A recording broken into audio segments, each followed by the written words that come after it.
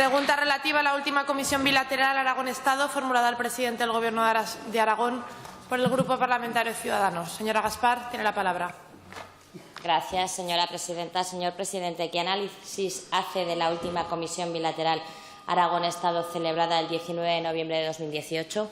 Gracias, señor presidente. Gracias, señora presidenta. Señora Gaspar, ya he dicho antes que básicamente se cumplieron nuestras expectativas. Ahora bien, valorar una bilateral es imposible hacerlo a la semana de haberse celebrado la bilateral.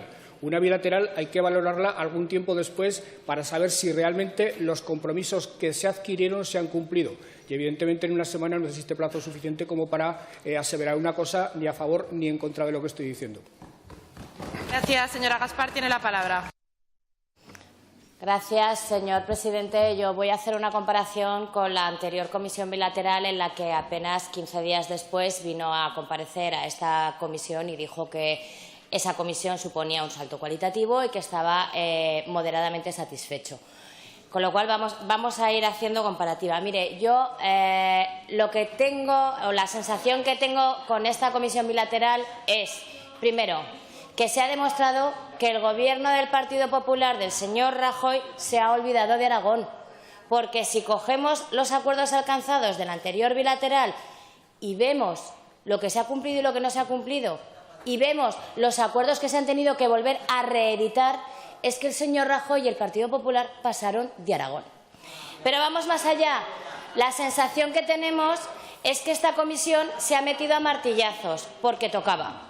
Y como tocaba, había que meterla en la agenda y ha habido que buscar los huequitos en la agenda para poder llevarla a cabo. Porque vamos a empezar a retrotraernos. En la anterior comisión bilateral usted nos convocó a todos los partidos políticos a una reunión para llevar una posición conjunta a esa reunión bilateral. Nosotros agradecimos esa convocatoria y creíamos que era el camino.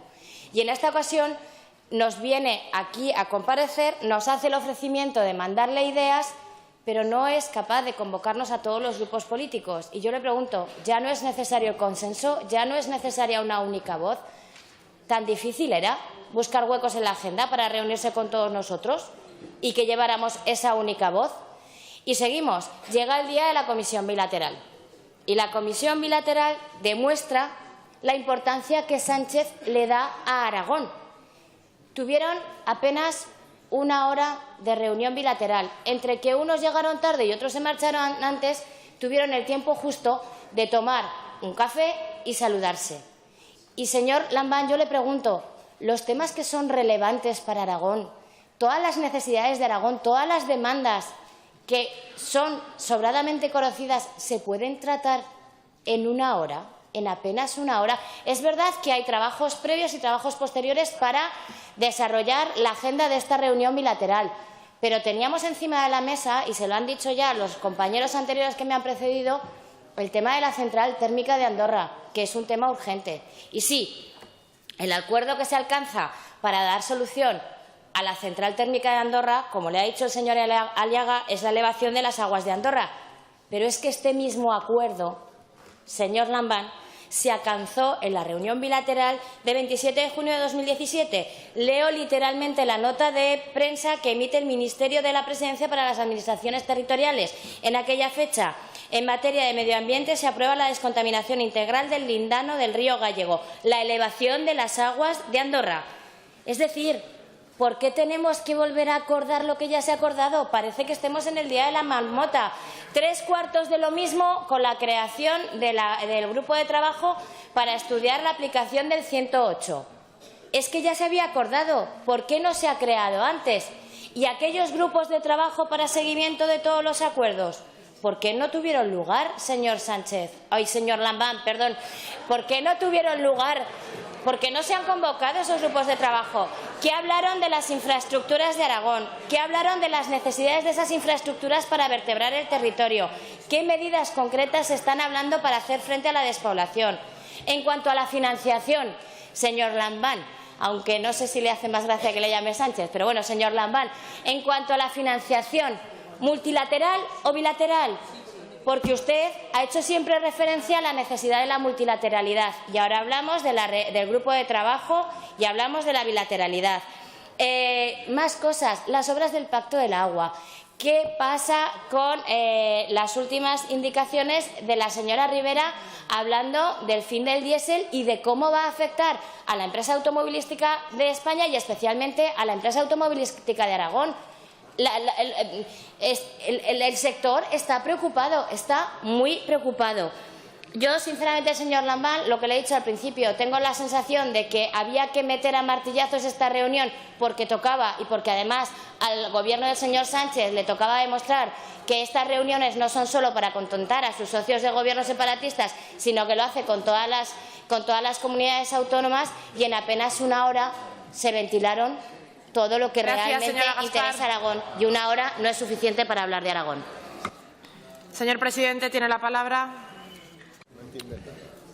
Mire, lo que yo no puedo es sustituir a Soraya Sáenz de Santamaría y Meritxell Batet, hacerme cargo de la voz y de la opinión de las dos, porque eso sería literalmente imposible y ya me gustaría, porque son dos responsables políticos a las que profeso mucha simpatía. Lo que ocurre es que yo solo puedo hablar como presidente del Gobierno de Aragón, y en ese sentido le voy a decir, en primer lugar, que asumo como autocrítica que seguramente debí reunir a los grupos parlamentarios como se hizo en la otra ocasión. Lo asumo.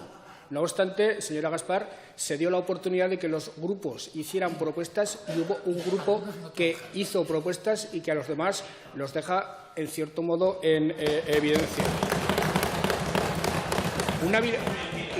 La relación bilateral, señora Gaspar, entre dos gobiernos se produce todos los días y se produce fundamentalmente entre los distintos ministerios. No hay semana, no hay día que no se produzca algún tipo de contacto entre los consejeros del Gobierno y los ministros del Gobierno de España para ir abordando cuestiones. Una bilateral debería ser algo que pasara absolutamente desapercibido si se celebrara cuando se tiene que celebrar, es decir, cada 6 meses. Debería consistir simplemente en un repaso de cómo están los temas, porque donde realmente se tratan los temas es en la bilateralidad entre consejerías y ministerio. Por tanto, una bilateral debería ser normal y no excepcional, como ocurre porque durante muchos años prácticamente no se han celebrado. Hay que agradecer que en este caso el Gobierno, los 4 meses de estar en el Gobierno, han convocado la bilateral Aragón-Gobierno de España. Y en cuanto a la duración de la misma, señora Gaspar, a nadie se le oculta que una bilateral es la escenificación de días, de horas de trabajo previo, y que a esa bilateral se llega con todos los temas más o menos acordados, más o menos cernidos, más o menos dispuestos para ser presentados a la opinión pública. Y lo cierto es que en esta ocasión la valoración que yo hago es positiva, como fue positiva la que hice hace año y medio con la bilateral celebrada con el Partido Popular, porque se abordaron muchos temas y se encauzaron bien. Pregúnteme en todo caso dentro de 6 meses cómo ha ido todo. Y se habló por primera vez de compromisos inmediatos en la segunda fase de elevación de las aguas del Ebro. Es que se tuvo que abordar porque no está hecha esa obra. Y además se hizo aportando un procedimiento nuevo, que es el de la utilización de la sociedad Aquaes.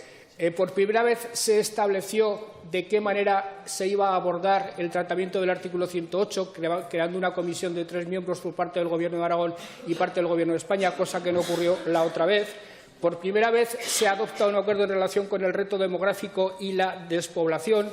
Por primera vez el Gobierno de España asume, porque así se lo planteamos, los acuerdos que se tomaron en la reunión de presidentes autonómicos hace algunos meses, aquí en Zaragoza. Por primera vez se aborda el destino de algunos equipamientos que el Gobierno de España tiene en Aragón, como el pabellón de España de la Expo, para el que el Gobierno de Aragón tiene ya un destino claro, que es convertirlo en un campus internacional de formación profesional digital.